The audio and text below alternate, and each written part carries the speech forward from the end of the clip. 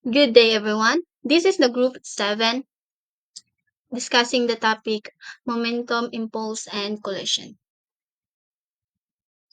So, this is the topic that we're going to discuss. First is linear momentum, second is impulse and collisions, third, conservation of linear momentum, fourth, types of collisions, fifth, collision in multiple dimensions, sixth, center of mass, and the last one is rocket propulsion. So, what is momentum? Momentum, symbolized by P, is a measure of an object or quantity of motion, combining both its mass and velocity. The term comes from the Latin word movimentum, meaning movement. So linear movement. Linear momentum is a mass in motion. It is the product of mass and velocity. So this is the formula. P symbolizes as momentum, as I mentioned earlier, is equals to mass times velocity. So for example, this car. This car has a mass 1,650 kilogram with a velocity of 27 meter per second. By applying the formula, so P is equals to 1,650 kilogram times 27 meter per second is equals to momentum is equals to 44,550 kilogram meter per second. But remember, momentum is a vector, so it has both magnitude and direction. So example of comparing momentum. Imagine an air molecule with a mass of 6 times 10 to the power of negative 25 kilogram moving at 500 meter per second. So its momentum will be 3 times 10 to the power of negative 22 kilogram meter per second. So this is the solution. P molecule is equals to 6 times 10 to the power of 25 kilogram multiplied by 500 meter per second is equals to 3 times 10 negative 22 and to the power of negative 22 kilogram meter per second. So, i-compare natin siya sa car. An automobile might have a speed of only 15 meter per second but a mass of 1,400 kilogram, giving it a momentum of, so P or momentum of car is equals to the mass, which is the 1,400 kilogram multiplied by 15 meter per second is equals to 21,000 kilogram meter per second. So as you can see, although nga kanang mas dako ang mass sa atong first example which is molecule compare sa car which is 15 meter per second na siya. But mas dako man ang iyang what I mean velocity yay. Di ba bisag ko ang velocity sa molecule which is 500 meter per second and then sa car ang velocity niya lang kahit 15 meter per second. But mas dako man iyahang ang mass sa car, mo mas dako siya og result. So diri, always nato i-remember nga even though ang air molecule super fast siya diri sa sulod sa kanang bottle, but ang car kay moving ano man siya, kanang slower, di ba? Pero na siya enormous mass or mas dako iyang mass. So mas dako gyud siya result of momentum. So they show that momentum depends not just on speed, but on how much mass an object has. So the difference is massive. The car has about of million or billion times more momentum than the molecule. Bisag dako pa siya og velocity, pero gamay siya og um, kanang mass. Di ba kay unsa lang man ang molecule, gabi lang siya ka gaan, di ba? So mas ano jud ang car. So that is the comparison of momentum of the molecule and mass and velocity. Kung unsa mas lamang kung ang velocity dako isa man ba ang ano. So always remember nga mas ano jud kung dako imong mass. So for example here sa comparison a truck tapos a bicycle. 'Di ba grabe na siya ka kanang sa ni kuan nga mas dako na jud ang mas ano jud ang dako gyud ang momentum sa truck kaysa bicycle. Although nga kanang medyo hinay ang truck then mas kusog gyud ang bicycle. Pero mas dako siya og ay kuan man siya, dako siya og kanang mass mas madaog gyud ang track. For example, kay baseball, fast baseball nga ano sa sport, ang fast baseball nga kanang mo tira tapos sa hinay mo tira, mas makuan jud ang fast mo tira. Next topic is impulse and collisions. So first, what is impulse? Impulse refers to the change in momentum of an object caused by a force acting over a period of time. It's a measure of how much a force affects on an object. So, impulse is essentially how much momentum you give to an object by applying a force over time. So, the longer or stronger the force, the bigger the chance in momentum or the change in momentum. So, this is the formula. So, I is equals to F change of time. So, I is defined as the impulse and equality is true even if the force is the constant vector quantity, the direction is the same as the direction of the force. So, next. So, this is the another force and this is the force and this is the impulse. So here, impulse theorem. The theorem states that the impulse acting on a system is equal to the change in momentum of the system. This theorem tells us that the impulse applied to an object it equals a change in momentum. So impulse is equals to the change in momentum. So here, this is the impulse. The momentum is this one. For example, is ingana tong kanang palay na to ang kuan. The impulse kay kaning iyahang area or diri sa tunga.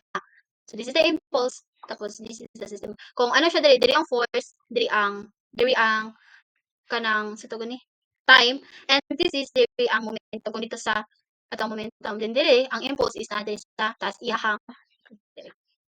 So this is the formula of impulse. So P is equals to force net over time is equals to I or impulse. So P is the momentum, diba? Momentum is equals to force net. Change of time is equals to impulse. So where F is to refer to the force, T is our time, M is our mass, VF, this one, is the final velocity, and VI, this one, for the initial velocity. So pakita ng VI yan. What is the initial velocity? So this is the example. Suppose a baseball with a mass of 0.15 kg is at rest. A batter hits it and the ball speed up to 40 meters per second in just 0.01 second. So this is the example. Next example. A soccer player kicks a 0.45 kg soccer ball that was initially at rest. After the kick, the ball moves at 20 meters per second. The ball contact time between the foot and the ball is 0.05 second. So let's solve this one. Here is the solution. So this is our given. We have the mass of ball, which is m is equals to 0.45 kilogram, and the initial velocity, which is vi, is equals to 0 meter per second, and the final velocity vf is equals to 20 meter per second, and the time of contact, which is the respect of time, is equals to 0.05 seconds. So this is our solution. The formula that we were going to use is this one. Momentum is equals to m times vf minus vi. So our mass here is 0.45 kilogram times our final velocity is 20 meter per second and our initial velocity is 0 meter per second. So 20 minus 0 is equal to 20 times 0.45 is equal to 9 kilogram meter per second. So that is our momentum. Next is kung saan pagka-force. So this we're going to use the formula, and our theory, the momentum is 9 kilogram per second, which is 9, and the time of contact is 0.05 seconds. So 180 Newton ang iyahang force. Next is momentum and force. So the average force applied to an object is equal to the change of momentum that the force causes, divided by the time interval over which this change of momentum occurs. So this is the formula of the momentum and force. So force average is equals to P, change of P and change of time.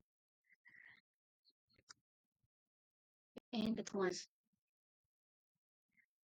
So I will be discussing this, but I will be showing you this, but the other reporter will going to explain you this one. Pero aning second law of motion in terms of momentum is discuss yun siya sa other nato nga member. So I will just explaining you the definition of Newton's second law in terms of momentum. So then the net external force on a system is equal to the rate of change of the momentum of the system caused by the force. So this is the formula of the Newton's second law of motion in terms of momentum. As you can see, familiar iyahang formula because this is actually Newton's second law of motion, di ba? Nga ni gyapon ang iyahang kanang formula. Next is conservation laws, which is i-discuss gyapon siya sa atong other members. So if the value of a physical quantity is constant in time, we say that the quantity is conserved. And next is law of conservation of momentum.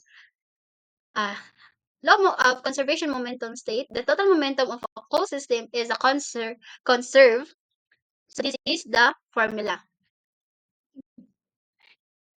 Next topic is collisions. So what is collision? Collision is an event where two or more objects come in contact with each other and exchange energy and momentum.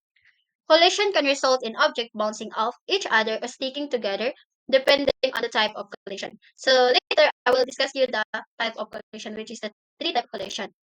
So as you can see sa picture, this one is pag mabump siya, then ang force niya is kanang, di ba pag mabump ka medyo maatras, yun nga na. So that was called collision. Nag-exchange sila of energy and momentum. For example is, so, balik na lang. The three types of collision. First is inelastic collision. An inelastic collision is a collision in which momentum is conserved but kinetic energy is not. Some kinetic energy is converted into other forms such as heat, salt, or deformation. The object may separate stick together after the collision. So, a common nga example is kaning car crash or sa aning nasa picture, where the vehicle crumpled and don't return to their original shape, 'di ba? Pag ano na sila, dili na nimo magbangga sila, dili na nimo dali mabalik ang kanang shape sa car. Need pa na nimo siya kanang ipaayos sa mga repair shop para mabalik siya sa iyang original. 'Di ba? Dili siya basta-basta nga mabalik. And that was the called inelastic. So, no energy is lost, you just change direction and speed. Next is the objects stick together for impact for this. Next is perfectly inelastic collision. A perfectly inelastic collision is a special case of inelastic collision, where the colliding objects stick together after impact and move as one combined mass. So momentum is conserved, but maximum kinetic energy is lost in this case. So here, the example here is kaning clay, diba? As you can see, the clay here is kanang nag-stick sila together. So perfectly inelastic collision sila. But not worry kay this one kay ano pa siya elaborate sa ato ang next na reporter. So number 3 is elastic collision. So what is elastic collision? An elastic collision is a type of collision in which both momentum and kinetic energy are conserved. There is no permanent deformation or generation of heat. The colliding object bounce off each other after the collision. So for example is kaning this one, 'di ba?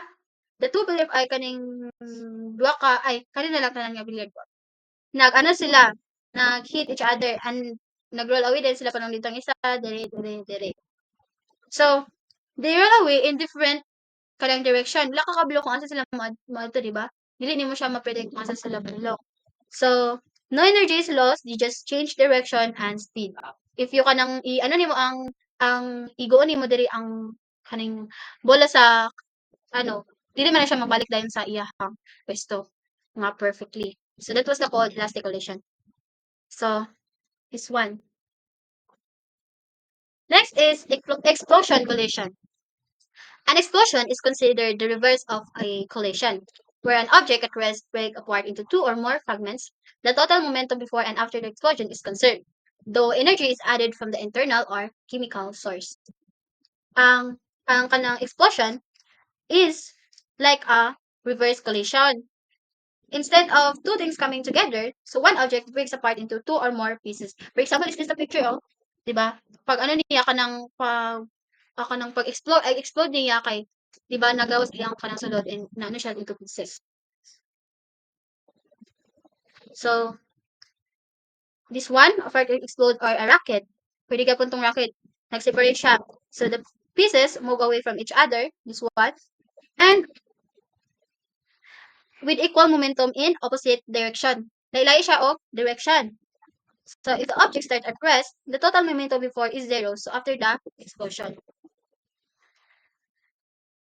Next is subatomic collision and momentum. So definition. So subatomic collision involves particles smaller than atom, such as electron, protons, neutron, or alpha particles. So these collisions are essential in discovering the structure of matter at atomic nuclear level. So the importance of this is conservation of momentum plays a crucial role in analyzing this collision, helping scientists deduce the internal structure of atoms and validate physical theories. This one is the kanang model sa atomic. So don't worry, kay discuss sa ato ang first other reporter. So akong gibuhat is gi-introduce ra nako ang mga topic. So now, let's move on to the next topic which is i-discuss ni Miss Alpa. So the next topic is conservation of linear momentum. Conservation of linear momentum is a general law of physics according to which the quantity called momentum that characterizes motion never changes in an isolated collection of objects. That is, the total momentum of a system remains constant. We have to recall the third law, the Newton's third law, which is when the two objects of masses, this is actually M1 and M2, mass 1 and mass 2 rather, interact with, meaning that they apply the forces on each other. So let the net force 2, 1 is equal to the force on M1 from M2, and net force 1, 2 is equal to the force on mass 2 from mass 1. Then in symbols, Newton's third law says that um, F21 causes mass 1 to accelerate, and F12 causes N2 to accelerate. Recall that these two forces do not cancel because they applied to different objects. Then, insert na video. Okay, so let's assume for the moment that the masses of the objects do not change during the interaction. So the derivative of m1 with respect to time, m1 and velocity 1 is equal to minus the derivative of m2 and v2 with respect to time. And thus, ang kaning derivative of p sub 1 is mura na siya, same na sila ning m1 of v1, then ilista na siya p. And kani pong m2 and v2 is same running p2. This says that the rate at which momentum changes is the same for both objects. The masses are different and the change of velocity are different, but the rate of change of the product of m and velocity are the same. Then, ang kani siya nga equation or formula is pwede na to i-rewrite as kuan, kani siya. Which is the derivative of p1 plus p2 with respect to time is equal to 0. Then this says that during the interaction, although object 1's momentum changes and object 2's momentum also changes, these two changes cancel each other out so that the total change of momentum of the two objects together is 0. Muna siya dayo. Kani. Then it follows that kaning p sub 1 and p sub 2 is constant. Wala din ako siya na-upload diri. Then, for example, is kaning billiard balls nga before and after the collision. So before the collision, the two billiard balls travel with momenta p1 and p2. So if ang kanima ay collide sa 1 and 2, after ana is ang kaning p1 is diri siya iyang direction is diri, and then ang kaning p2 is diri. So ang total na ana is 0. Same as akong gingon nga ang p1 plus p2 is equal to 0. Ani ay constant. Then generalizing this result to n objects, we obtain this equation. Bisag unsa pa na nga kung pila pa na ka objects ang mag-collide is ang iyang equal radian is constant. Then kani kay mura na siya pa like summation, ang summation ani is kani same ra na sila duha. Then when it comes to conservation laws, if the value of a physical quantity is constant in time, we say that the quantity is conserved. Also, there is a complication. However, a system must meet two requirements for its momentum to be conserved. There are two requirements for the momentum to be conserved, and these are the mass of the system must remain constant during the interaction, and second is the net external force on the system must be equal to 0. The first requirement is as the objects interact or applies forces on each other, they may transfer mass from one to another, but any mass one object against is balanced by the loss of that mass from another. And then this second requirement is as when the object collides or explode and move around, they exert forces on each other. However, there are all of these forces are internal to the system, and thus each of these internal forces is balanced by another internal force that is equal in magnitude and opposite in sign. As a result, the change of momentum caused by each internal force is cancelled by another momentum change that is equal in magnitude and opposite in direction. Also, there are internal force that cannot change the total momentum of a system because the changes sum is equal to 0. However, there are also external forces that act on all of the objects. For example, are gravity and friction.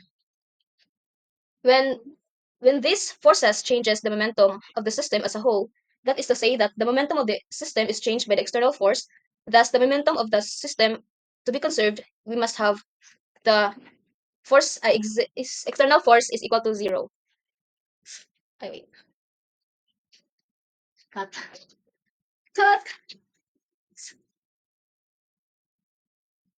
Continue. A system of objects that meets the two requirements is said to be a closed system. Kung wait. Shut.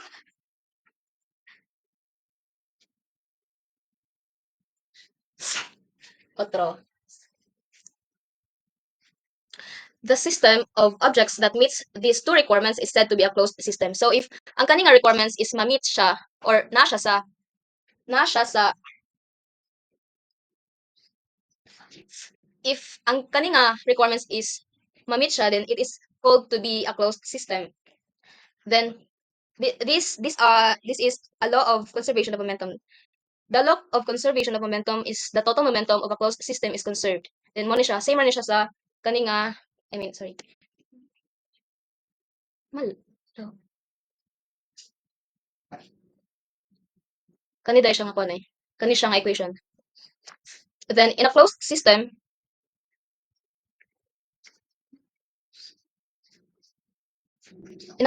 the total momentum never changes.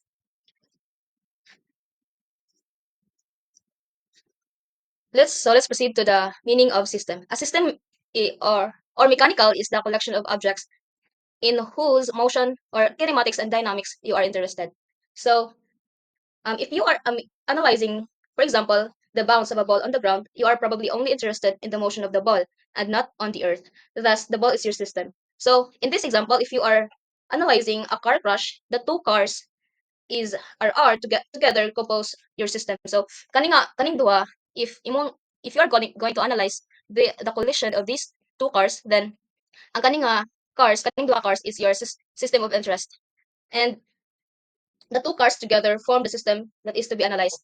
And it is important to remember that the content or the mass of the system do not change before, during, or after the objects in the system interact.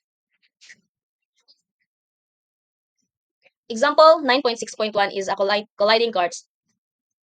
Two cars in a physics lab roll on a level track with negligible friction. These cars have small magnets at their ends. So when they collide, they stick together. Para sa figure, kani o kaning taas siya nga cart. I mean, lab roll. Okay. The first cart has a mass of 675 grams and is rolling at 0.75 meter per second to the right. Then the second has a mass of 500 grams and is rolling at 1.33 meter per second, also to the right. After the collision, what is the velocity of the two joint carts? The formula for solving the velocity is, first we have to the conservation of momentum mo siyang formula. Then there are two things we need to consider, the initial and the final momentum of the two carts. So mo ni siyang initial, then mass initial o velocity initial plus mass sa isa ka cart o sa velocity sa isa ka cart. Mo siya ang before pa sila nag-collide, kani mo siyang after na or lagi after na sa collision. Then if we need to link this these two momentum, then we have here kaning formula. Momentum of the final momentum is equal to mo din siya. Kani dahil siya initial is equal to initial og final siya nga final nga momentum. We have to write first the final momentum, then kani siya m1 plus m2 final velocity is equal to the initial, which is kani siya m1 plus m1 v1 v na siya v 2v2 then i-simplify na to siya ang kani vf, then ang kani siya ato na siyang himuon og numerator m1 v1 plus m2 v2, then kani siya since parehas man siya ato siyang igawas over kani dayon siya ang final m1 plus m2. Then, muna siya atong formula para makuha ang velocity. Then, atong i-substitute ang mga given sa example. Ang mass sa car, first, cart din siya, no? Cart, which is 675, then i-convert din siya na to sa kilogram, which is 0.65 kilogram, times velocity sa first cart, 0.75 meter per second. Then, i-plus na to siya ng mass sa second cart, which is 0.5 kilogram. And iyang velocity, which is 1.33 meter per second. Over m1 plus m2. Ang kani siya, yan na siya kani og kani. 1.175 kilogram. Then, using the calculator, we have, ano pa na isa dari, ngayon initial. Then, using the calculator, the solution is 0.997 meter per second. Ano siya? NII. So, this is the velocity of the joined parts. We're going to discuss what is the types of collision. So there are three types of collision, which are the explosion, inelastic, and elastic. So now we will going to discuss what is explosion. The first possibility is that a single object may break apart into two or more pieces. This can be difficult to analyze if the number of fragments after the collision is more than about 3 or 4, but nevertheless, the total momentum of the system before and after the explosion is identical. So the example of this is the firecracker or the rocket rising to the space. So also kanang ikuan explosion kay this interaction is one object nga mahimo nga daghan with an increase of the kinetic energy sa system. So now, next is the inelastic. So inelastic, the second possibility is the reverse. The two or more objects collide with each other and stick together, thus performing one single composite object. And if and so naay ko under nga if Ki is greater than 0 but less than Kj, the collision is inelastic. Then if Kf is the lowest energy or the energy lost by both objects is the most, then the collision is perfectly inelastic. Then if Kf is equal to Ki, the collision is elastic. So note that inelastic, although the total momentum of the system of the object remains constant, the kinetic energy doesn't, but this time the kinetic energy decreases. So next is the elastic. Next is the elastic. So the extreme case of the end is if two or more objects approach each other, collide and bounce off each other, moving away from each other at the same relative speed at which they approach each other. In this case, the total kinetic energy of the system is conserved. So, same sa inelastic kaganina, nagyapon siya yung nakakuan nga. If Ki or the initial kinetic energy is greater than 0 but less than 2 kg, the collision is inelastic. Same atong sa kuan nga nag-flash kaganina. So if Kf is equal to 0, the collision is perfectly inelastic. Then if Kf is equal to Ki, the collision is elastic. Then if Kf is greater than Ki, the interaction is an exploration.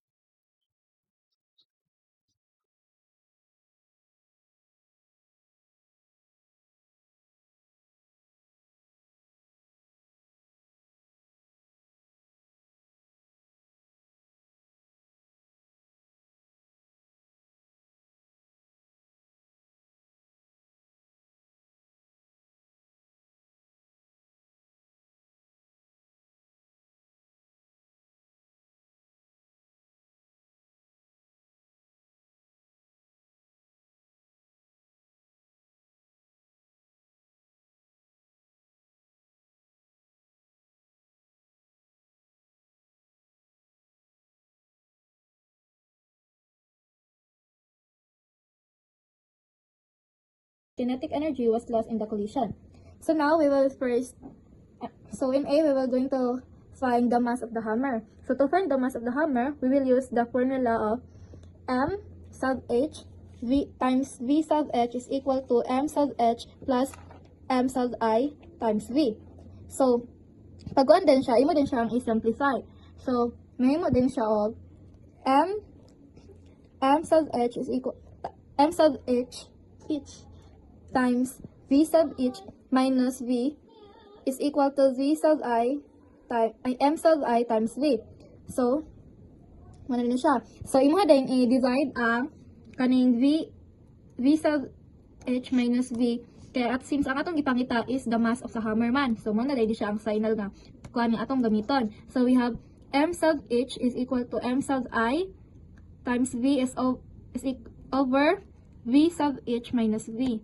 So, next is ato rin substitute ang iyahang mga given. So, we have the 200 kilograms for the initial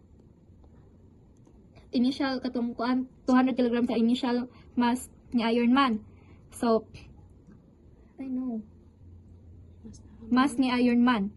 So, 200 kilogram mass ni Iron Man, then times Iron Man, times velocity nga 2 meter over 0.75 seconds.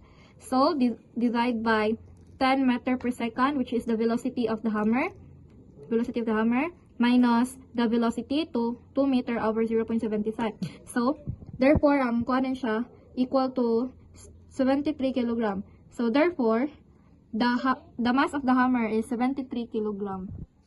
So, na to ang initial kinetic energy. So, we will use the formula of initial kinetic energy is equal to 1/2 mass sub h then v sub h squared. So, substitute dayon next, then substitute din nato. So, ang kanis mass sa hammer is nemo siyang 70 kilogram kay kanang i-consider nato ang katong consider nga express nato ang just only one significance figure. Na instead of kuano siya kanang 73 mahimo siyang 70. So, yang kuano ni kay kuano siya 7 times 10 to the power of 1 kilogram.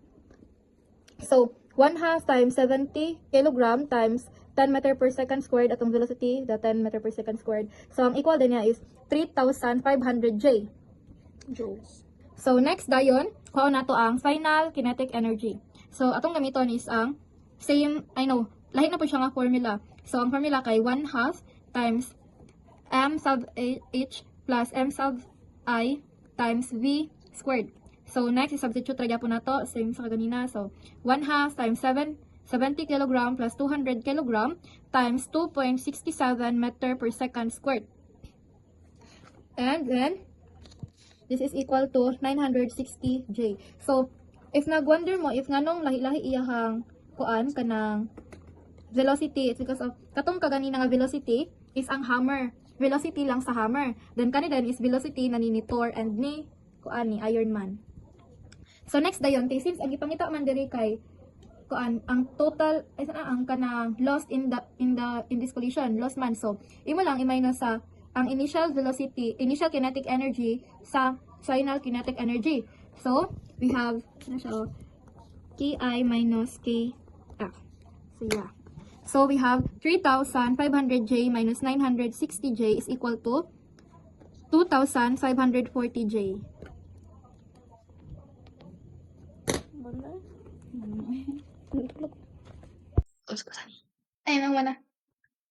The New Zealand physicist Ernest Rutherford, along with the German physicist Hans Geiger and the British physicist Ernest Marsden, performed the crucial experiment in 1909.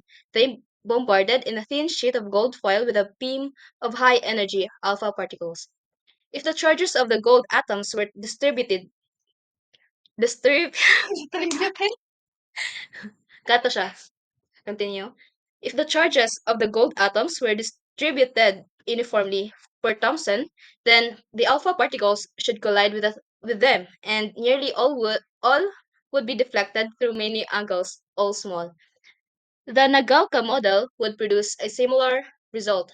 If the atoms were arranged as regular polygons in Lewis, the alpha particles should deflect as a relatively small number of angles.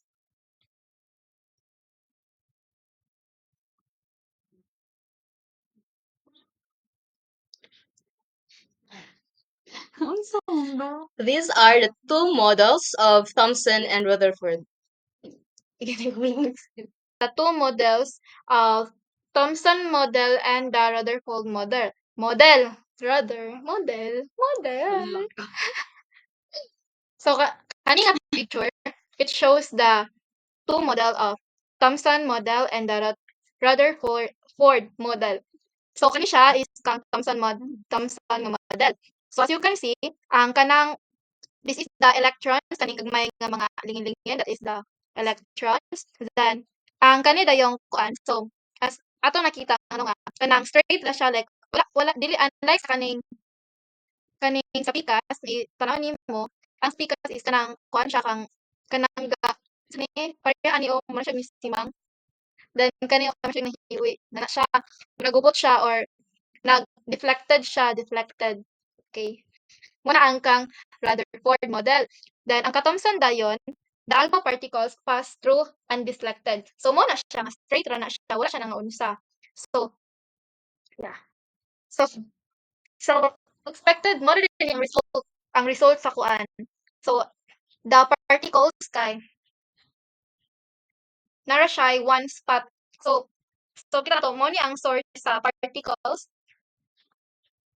Mo ni ang source sa particles tapos nakita nato nga one lang siya and it only have one spot lang siya like direct siya wala siya nagkatibulaag nga ni nilabay or nilahos sa kanang gold foil. So sa kani dayon kang Rutherford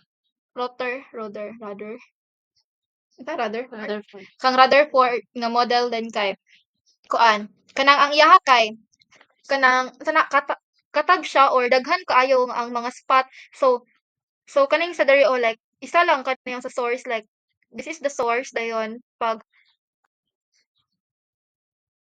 so nara ito isa lang siya ka source then unlike sa kuan kung ang Thomson model kay naa lang isa ka spot ang Rutherford model kay daghan siya og spot so mo ni siya o daghan kaayo kanang katag kay siya nag-scattered. Yeah. So the next topic is collisions in multiple dimensions. So in physics, a collision in multiple dimensions refers to an interaction between two or more bodies or objects where they exert forces on each other for a brief period, resulting in a change of their motion. So there are two things we need to consider. The first idea we need is that momentum is a vector. Then the second idea is the fact that momentum is related to force. The first idea is when balik.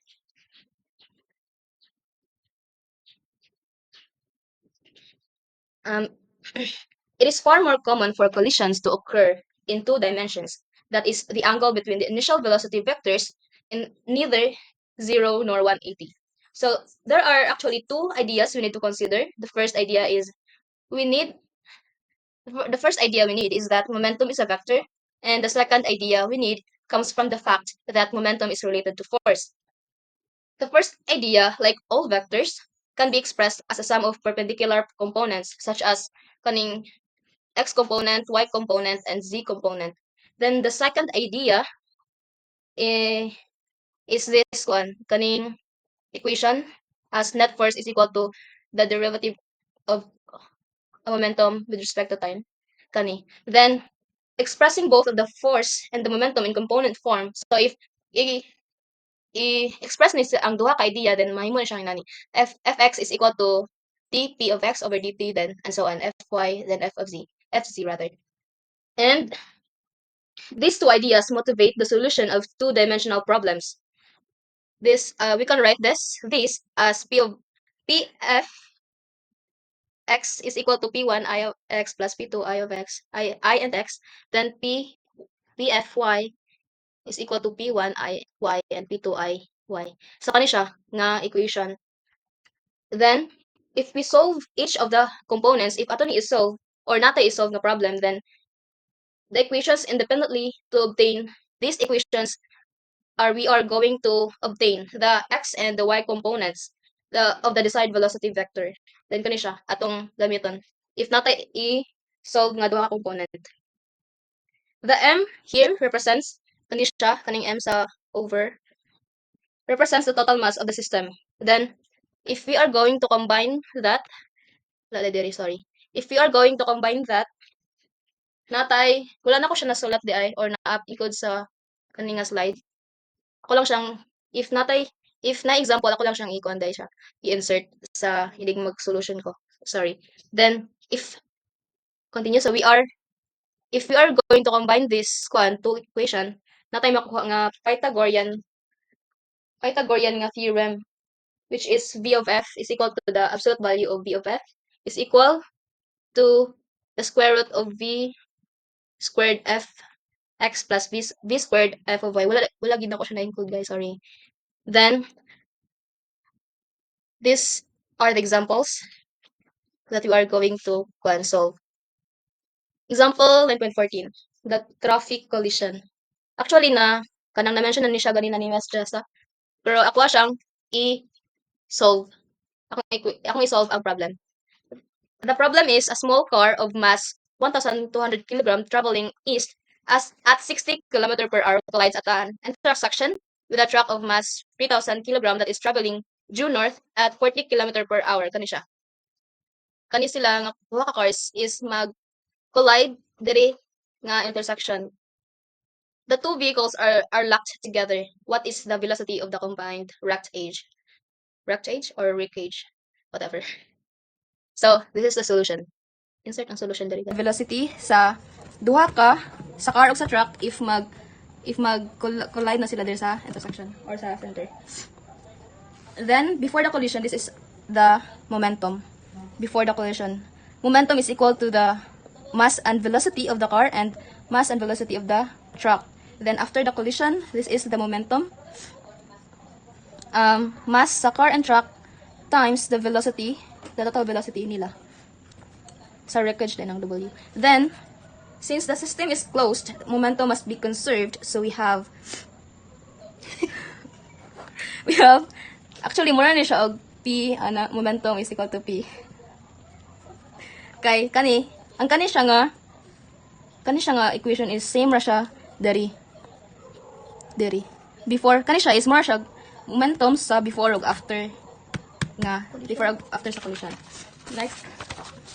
Next is we're going to identify or define the x and y direction. So first, we need to identify the momentum of the car. Since diri man ang car no, katong sa kanila na diri ang car, then diri din ang truck, padulong sila dadto. Ana. Then ang iyang formula is kani mass sa car o velocity as usual since momentum is equal to mass times velocity man. Same ra gyapon sa momentum sa truck. It is equal to the mass and velocity of the truck. Then, ang kanilang I hat and j hat is the same as kani x and y direction. Mula gikuan lang siya, gidefine lang siya diri para masabtan niyo diri nga part. Then, to find the x direction, we need this formula. The velocity and the mass of the car is equal to the mass of car and the truck. Then, ang ila dayong total wreckage. Then, i-simplify din nato siya. Ang kani, ibalhin lang siya diri. And, ang kani siya is, ihimo na tong denominator din. Ang kaning first, mass sa car, din na butang since naman siya kapariha diri. Then, ilahit lang nato ang velocity sa car. And, same as sa y direction.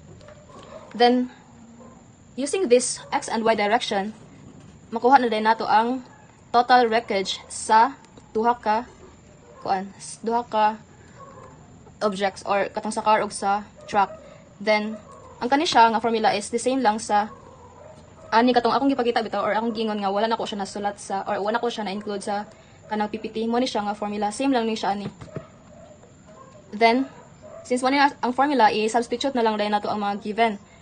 Then ang kaning mass dai sa car is 1,200 mo ni siya ang given diri sa problem. Then over dayon sa mass sa car o sa truck is 4,200 times the velocity of the car. To get the velocity of the car is we need to consider the velocity sa given which is 60 km per hour. Pero ito is i-convert pa na to siya into meter per second. So to convert that, we need to katong sa units diay nga ang 60 km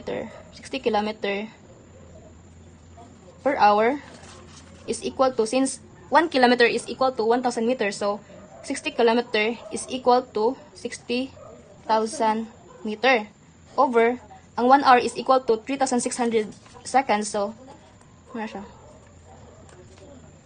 if i-total na if i-solve nimo siya, mahimo siya og 16.66 pero mahimo na siya 16.67 meter per second. Muna siya diri. Then, same lang gyapon i-substitute lang gyapon ang mass sa truck which is 3,000 over same lang ni sila diri sa denominator which is 4,200. Then, ang kani velocity sa truck is ang naa sa given kay kuan man 40 kilogram. Let's write it here. 40 kilogram per kilogram ba? Per hour. Meter day. Then 40,000 over 3,600 will be equal to 11.11 meter per second. Then, mo na siya ang 11.1 meter per second squared. Squared. Then, i-calculate lang ninyo siya, mahimo siya og square root sa 4.76 meter per second squared plus 7.93 meter per second squared. Then, actually, kani siya nga, kuan kay mahimo mo na siya ang total wreckage sa velocity sa y. Total wreckage sa velocity sa y, ay kanila siya. Then, ang kanida yon kay velocity, total wreckage sa velocity sa x. Then, solve na niya sa mahimo na siya og kani 9.25 meter per second, then i-convert daw siya sa kilometer per hour. Then mo na siya ang total. Then as for its direction using the angle shown in the figure, we need to consider this formula. Since the total velocity of the x is equal to kaning x is 7.93 meter per second squared. I-substitute lang ninyo siya ang kaning mga ilang given, then mahimo din siya og 59 degree.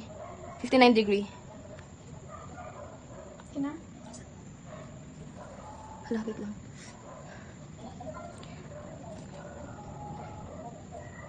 Hello, gila ipos daw. Guys. Second example, we have the exploding scuba tank. A common scuba tank is an aluminum cylinder that weighs 31.7 pounds, empty. Kani siya. Empty pa siya. Then, when full of compressed air, the internal pressure is between 2,500 and 3,000 psi or pounds per square inch.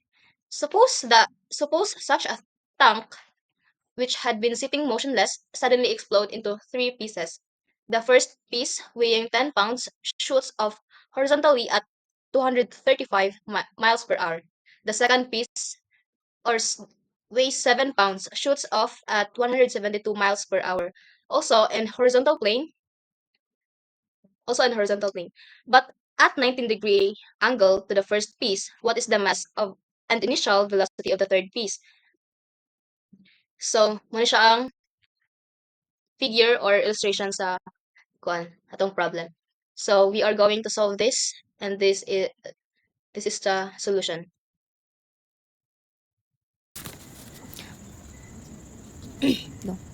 In this example, it is example 1.15, which is exploding scuba tank.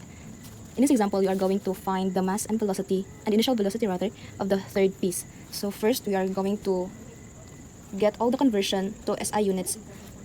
First is this tank, atong wala pa siya na explode. So iyang mass is 31.7 pounds. So we need to convert that into kilogram. Then ang iyang conversion sa 31.7 pound is equal to 14.4 kilogram. Then pag explode niya, nahimo siyang tulo ka buok. Then ang first nga piece is ang iyang weight is 10 pounds. So we need to convert that into kilogram. 10 pounds converts to 4.5 kilogram. And then ang ikatulo nga piece is the second piece is 7 pounds. 7 pounds is equal to 3.2 kilogram. Then we also need to convert the velocity of the first piece, that is 235 miles per hour. 235 miles per hour. We need to convert that into meter per second. So nara siya diri. Ang 235 is equal to 105 meter per second. Then ang sa second piece, ang iyang nalagputan is 172 mile per hour. Then i-convert na to siya into meter per second. Then it is 77 meter per second. Then to get the mass of the third piece, we need to get the first and second mass, then i-minus din siya sa iyang original nga mass katong pa siya na-explode. So since ang iyang original nga mass is 14.7 kilogram, na-convert din siya into kilogram, minusan din siya sa first and second mass, which is the 4.5 kilogram plus 3.2. Then ang third din nga mass is 6.7 kilogram. Muna siya ang third nga mass, mo siya ang first, then kani ang second.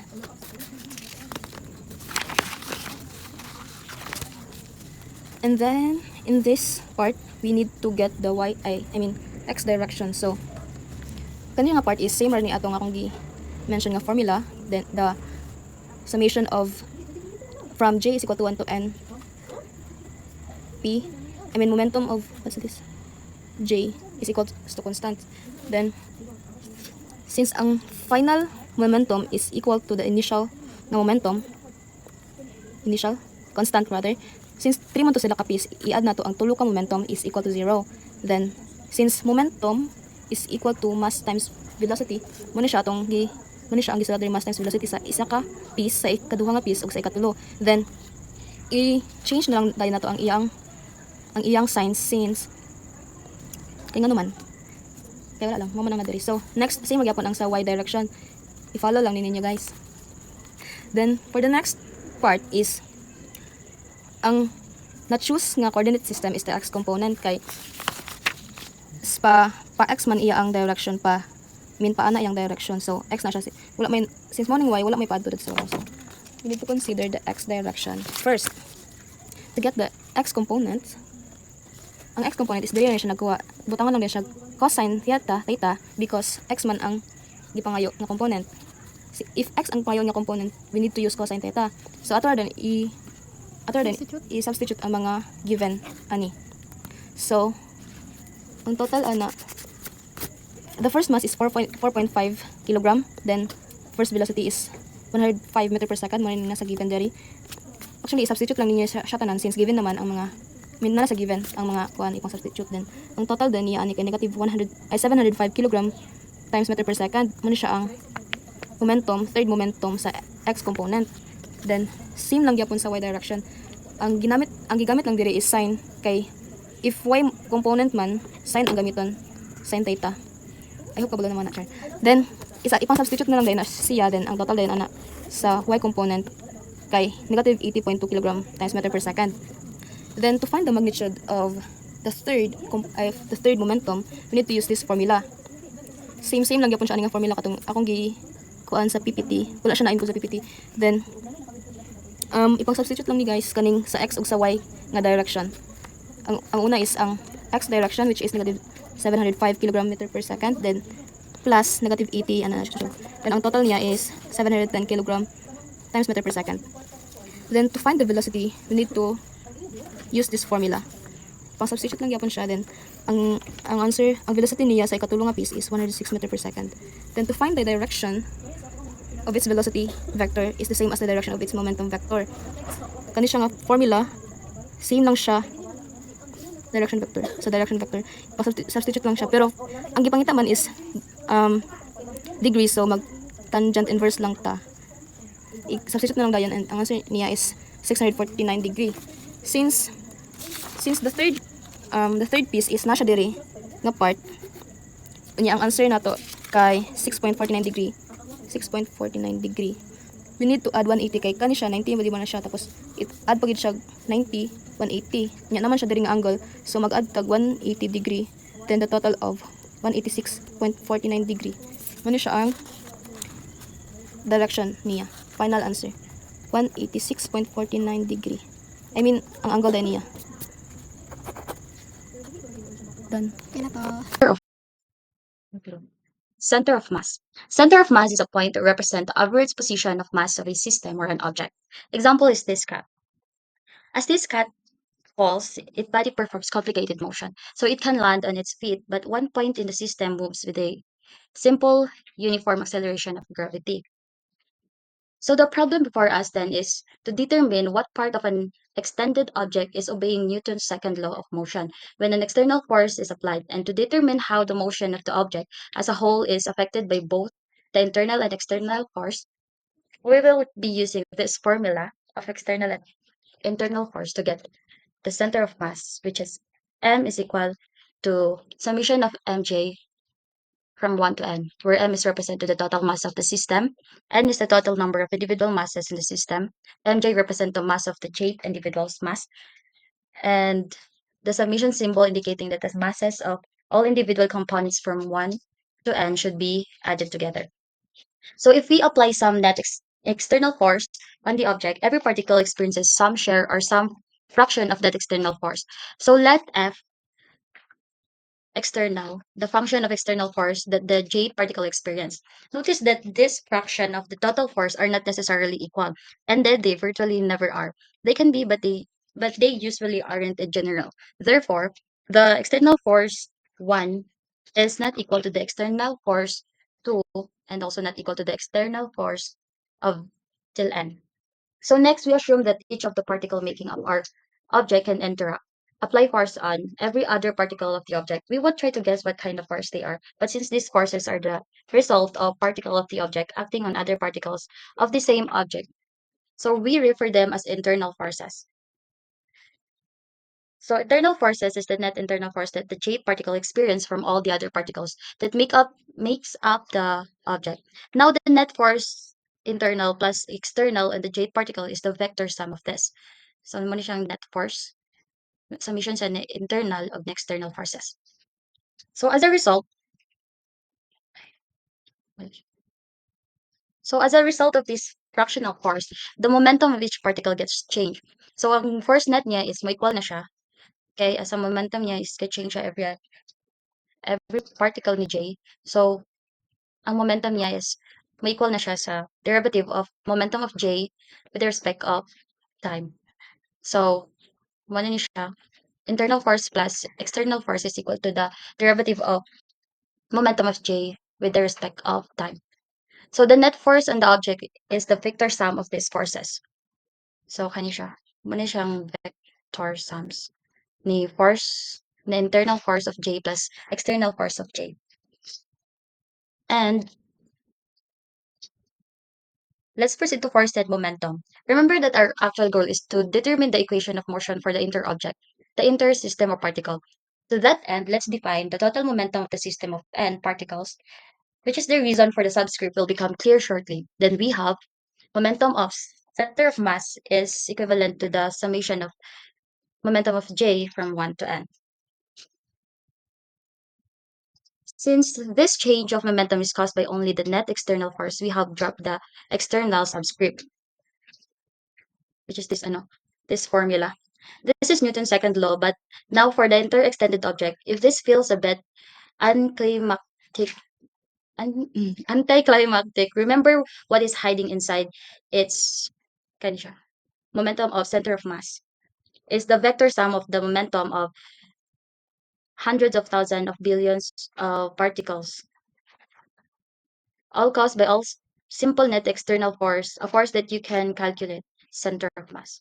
So to calculate center of mass, first, you will define the coordinate system, typically the origin or place at the location of one of the particle. And second is determine the XYZ coordinate of each particle that makes up the object. Third is determine the mass of each particle and sum them to obtain the total mass of the object. Note that the mass of the object at the origin must be included in the total mass. Fourth is calculate the x, y, and z components of the center of the mass vector using equation 9.30, equation 9.31, and equation 9.32. But if required, you can use Pythagorean theorem to determine its magnitude. So this is the formulas that we will use to get this. Example, center of mass of the Earth Moon system. Using data from text appendix, determine how far the center of mass of the Earth Moon system is from the center of Earth. Compare this distance to the radius of Earth and comment on the result. So the strategy we will use is we get the masses and separations distance of the Earth and Moon, impose a coordinate system, and use equation 9.29, which is with just n is equal to 2 object. We use the subscript E to refer to Earth and subscript M to refer to the Moon. So ang equation na gamitin natin is kani siya. Si net of radius, center of mass, is equivalent to 1 over M, summation of Mj, net of radius J, which is J is 1 to N. And, okay, solution pa sa 11 as equation 2.29 with just n is equal to 2 objects. We define the origin of coordinate system of the Earth with just 2 objects. So equation 9.29 becomes r is equal to m of e, r of e, plus M of M times R of M over M of E plus M of M. So, from the appendix D, M of E is equal to 5.97 times 10 to the power of 24 kilograms, and M of M is equal to 7.36 times 10 to the power of 22 kilograms, and R of M is equal to 3.82 times 10 to the power of 8 milligrams. And the center of Earth as origin is equal to R of E is equal to 0 M.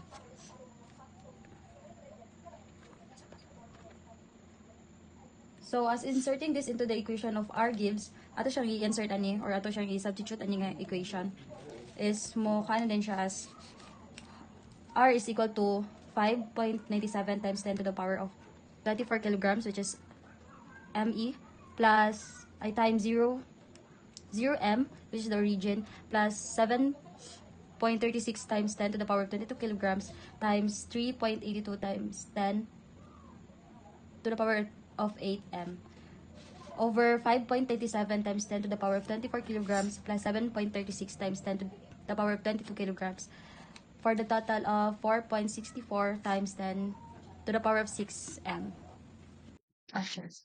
Significance is the radius of Earth is 6.37 times 10 to the power of 6M. So the center of mass of the Earth-Moon system is 6.37 to 4.64 times 10 to the power of 6.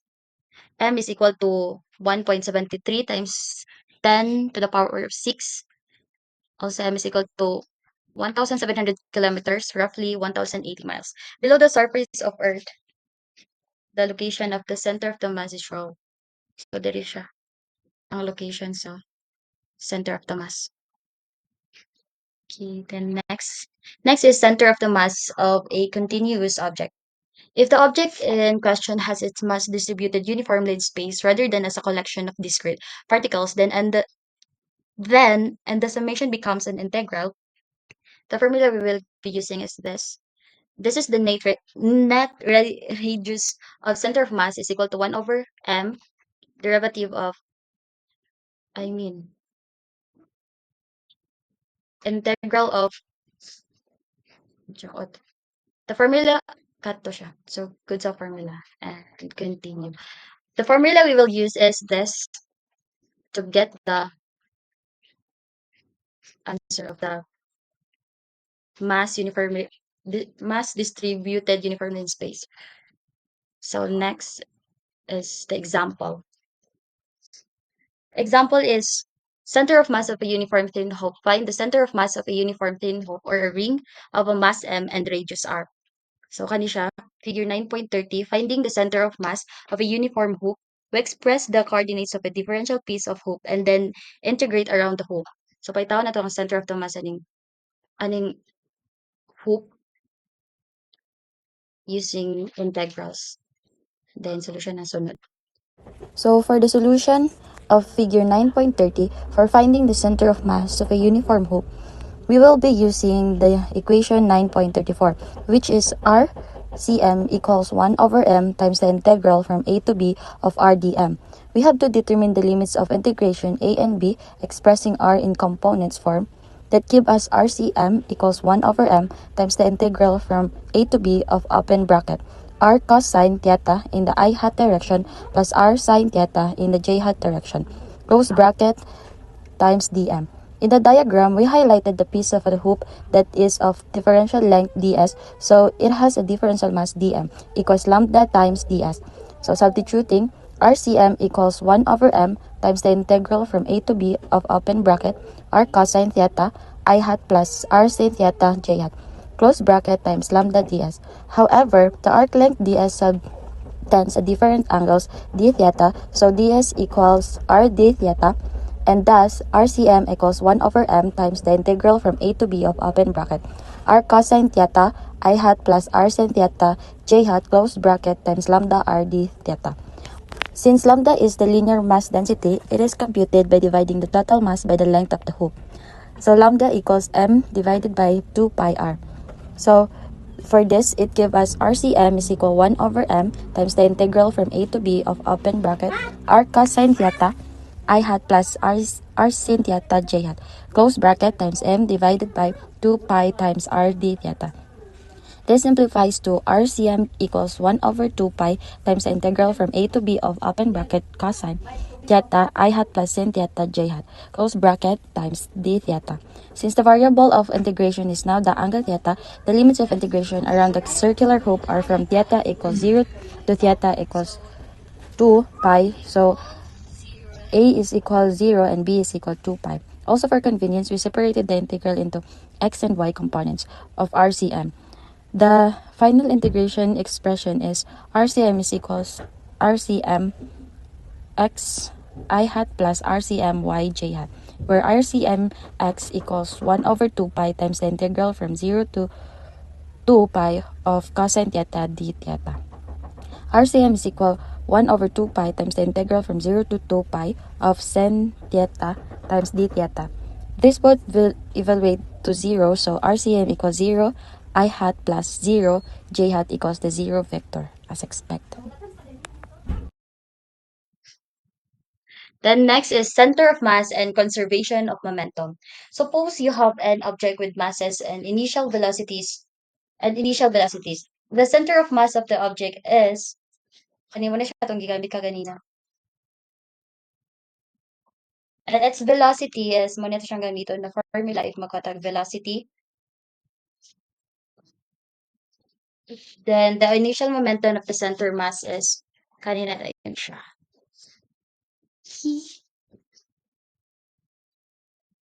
So after these masses move and interact with each other, the momentum of center of mass is, kanina dayon siya. Na yung gamiton. But conservation of momentum tell us that the right-hand side both equation must be equal, which says 9.36. So kani siyang 9.36 is ga-imply sa another important result. Since m represent the mass of the intersystem of particles, it is necessarily constant. If it isn't, we don't have the closed system, so we can expect the system momentum to be converse. As a result of equation 9.36 implies that for the closed system, so kani siya mo gamiton siya if ang mass ni mas represent sa intersystem. Tapos kani siya is yung gamiton siya is imply siya sa closed system. So example is the fireworks display. When a fireworks rocket explodes, thousands of glowing fragments fly outward in all directions, earth in an elegant and beautiful display, which is this one figure, 9.31. So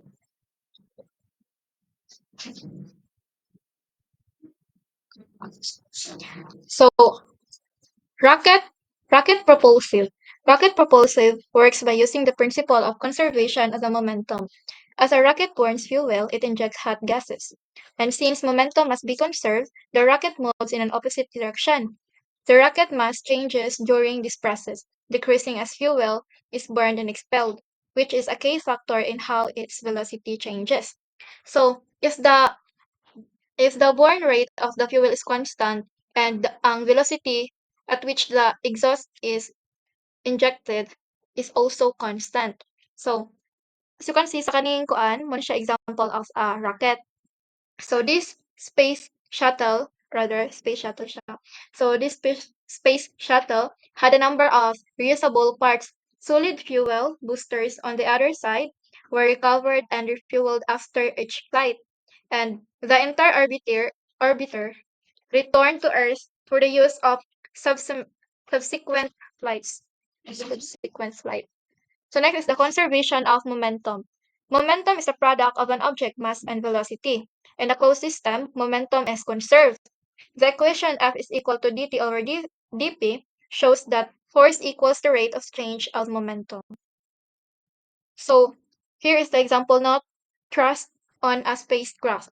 A spacecraft is moving in a gravity-free space along a straight path when its pilot decides to accelerate forward.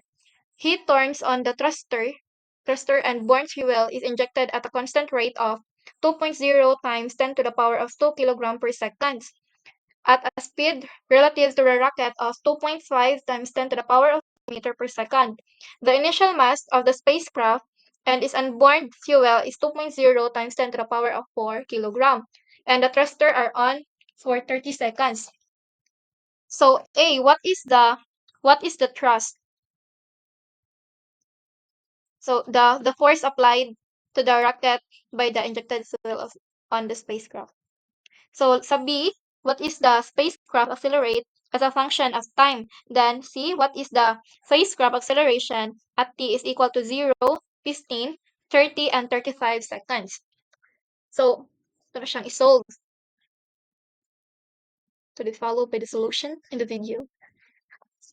So next kanang kay the rocket equation solving problems in the empty space.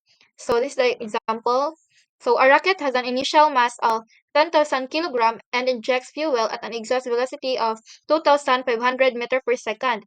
If the final mass of the rocket is 4,000 kilogram, what is the change in the velocity? So ang given nato ani kay ang initial mass is 10,000 kilogram and ang ato adang exhaust velocity is the 2,000 kani siya 2,500 meter per second. Then atong final mass kay 4,000 kilogram.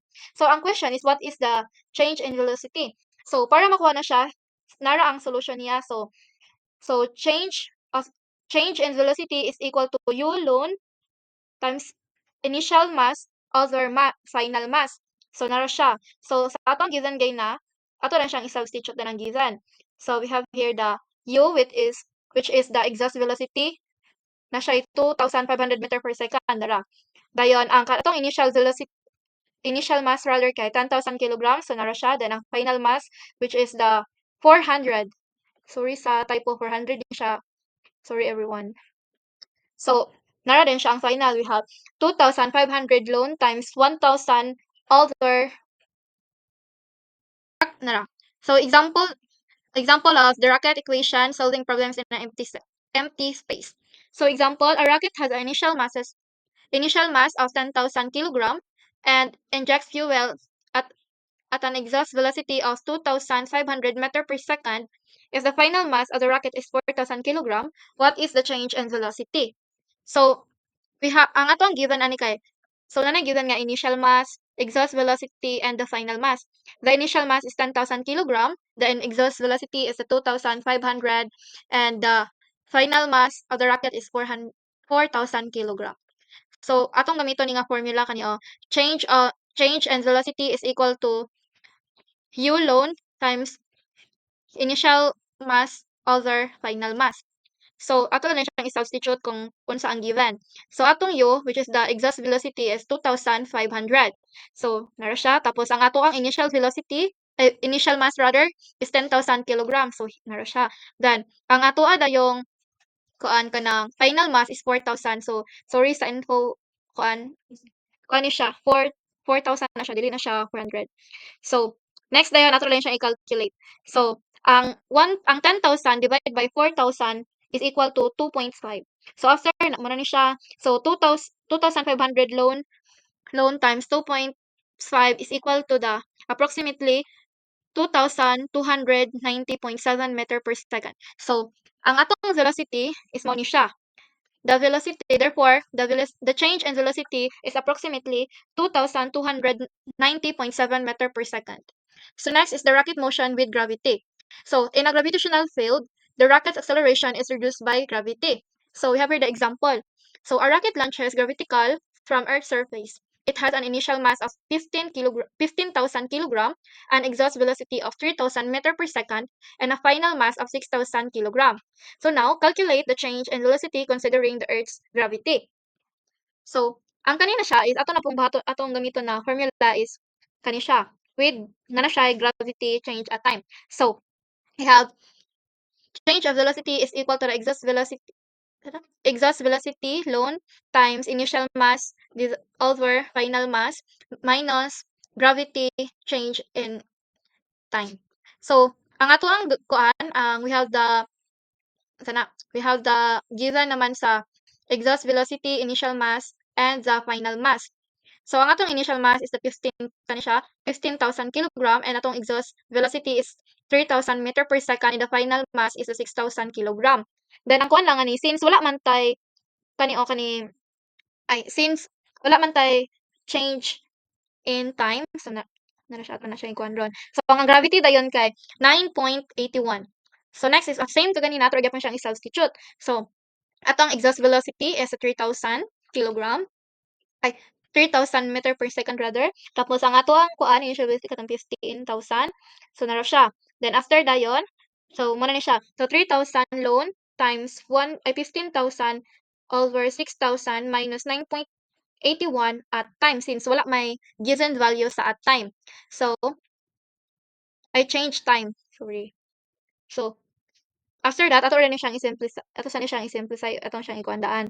So nana dayntay 3,000 lone 2.5 times 2.5 minus 9.81 change in time. So it is equal to the approximately 2,748.9 meter per second minus 9.81 change in velocity. So change in time na siya. So change in time kay since walay given so copy lang siya. Mana.